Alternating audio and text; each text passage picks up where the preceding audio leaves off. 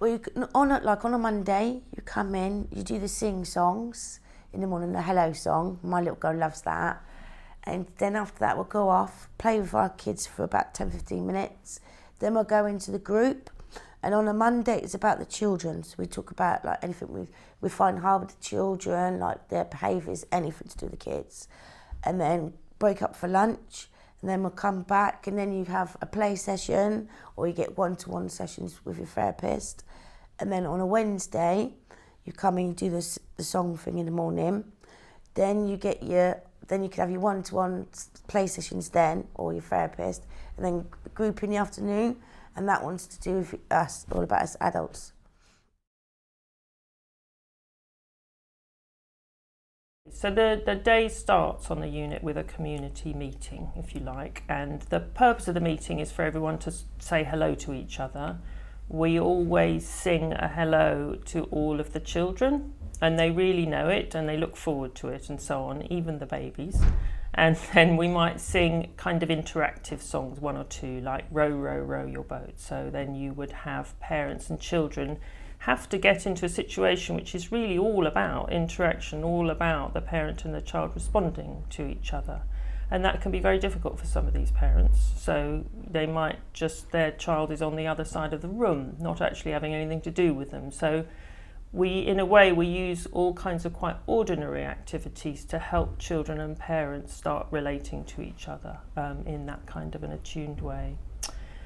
We also use that meeting to just tell people what's going on if one member of staff isn't there for some reason or so on, and to go through the day about who's got individual sessions and so on.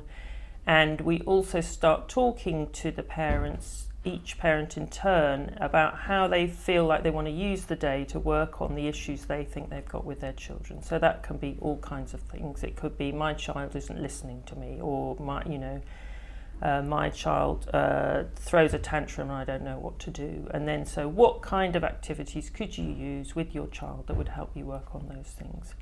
Parents are quite resistant to this. They would rather, so they might easily say, well, I'm just going to teach him to read, or something like that.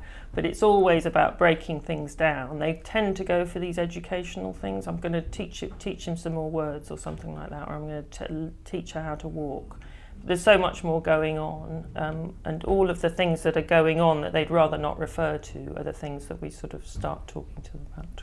So hopefully by the end of the morning meeting, parents will have made some decisions about the kind of activities they want to do with their child or their baby. You might get mums with babies who say, I'm just going to play with him, or something like that. The multi-family aspect of it is, for example, say you've got 3 mums with babies, all of about 3-5 months old, whatever.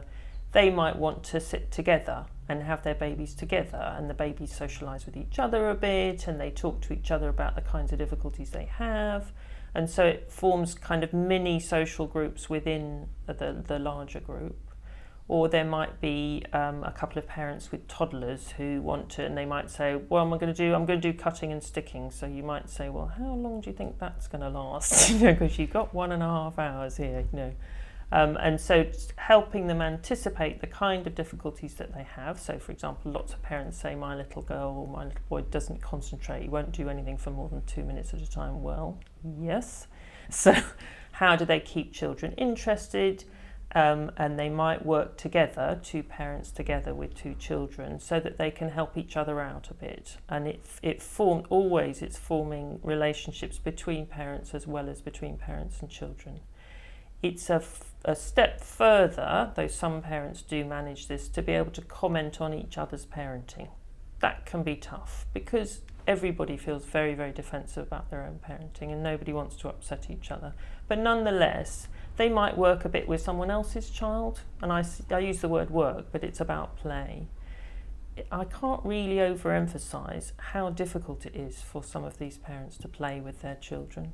They don't know what it's for, they haven't experienced it themselves, they find it very threatening, they don't really know what they're doing. So just ordinary play situations are ones that they try to avoid, actually.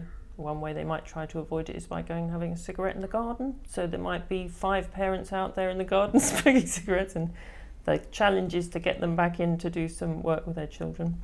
So there's a kind of a multi-family time between the planning meeting and lunch, and at the same time parents have individual sessions, so that they'll go off with their key worker and have an individual session. We also have videotaped play sessions, so that parents come and play with their child in a room like this just for 10 minutes. They'll have a video camera on them, and then they can then look at that tape with their key worker or with another parent and look at what they thought was going on.